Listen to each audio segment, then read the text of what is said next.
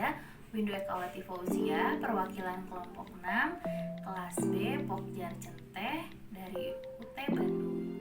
Pada kesempatan kali ini, saya akan meneliti tentang perkembangbiakan tumbuhan, yaitu melalui perkembangbiakan seksual pada tumbuhan dengan cara mengamati struktur bunga. Adapun alat dan bahan yang saya perlukan diantaranya ialah yang pertama adalah bunga kembang sepatu, kemudian loop atau kaca pembesar, pinset, dan juga pisau cutter. Selain itu, saya juga mempersiapkan alat tulis untuk mencatat hasil pengamatan saya. Selanjutnya, saya akan menjelaskan bagian-bagian dari struktur bunga. Pertama ada dasar bunga. Dasar bunga merupakan bagian terbawah dari bunga. Pada dasar bunga memiliki nama Latin receptacle. Bagian ini merupakan bagian ujung bunga sesudah bagian tangkai bunga. Fungsi dasar bunga berguna sebagai tempat melekatnya mahkota bunga. Mahkota bunga dan bagian-bagian bunga lain bertumpu pada dasar bunga ini. Kelopak bunga. Kelopak bunga atau disebut sebagai kelip. Kelopak bunga terletak di antara lingkaran terluar. Selanjutnya adalah bagian mahkota bunga. Mahkota bunga atau disebut juga corolla adalah bagian yang paling mencolok. Bentuk dari mahkota bunga ini terlihat seperti trompet. Jenis kembang sepatu ini memiliki nama Latin Hibiscus schizovellatus, atau dalam bahasa Indonesia lebih dikenal dengan nama lentera Jepang. Bagian pada kelopak bunga berwarna indah.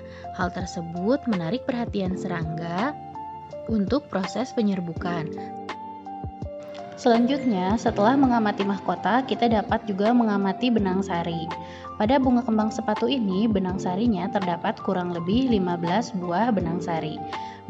Benang sari memiliki warna kepala yang terlihat merah tua kecoklatan.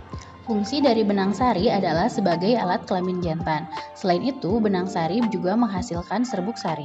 Benang sari ini pada umumnya terdiri dari 3 bagian. Yang pertama yaitu tangkai sari atau disebut juga dengan filamen. Kemudian selanjutnya ada kepala sari atau disebut juga dengan antera. Bagian ini merupakan bagian paling ujung dari tangkai sari. Bagian ini terdiri dari ruang-ruang untuk menyimpan serbuk sari. Bagian terakhir yaitu serbuk sari atau disebut juga dengan floem. Bagian ini terdiri dari sel-sel kelamin jantan yang berfungsi dalam proses penyerbukan.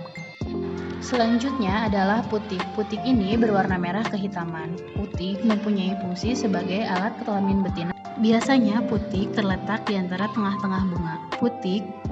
Putik mengandung sel telur yaitu yang berfungsi pada proses pembuahan. Putik terdiri dari 3 bagian yaitu tangkai putik atau yang disebut dengan stilus. Kemudian ada kepala putik atau stigma. Kemudian yang ketiga ada bakal buah atau ovarium. Bagian ini mengandung sel telur dan terletak pada dasar bunga. Untuk melihat bagian ovarium kita perlu menyayat bagian tangkai pada benang sari.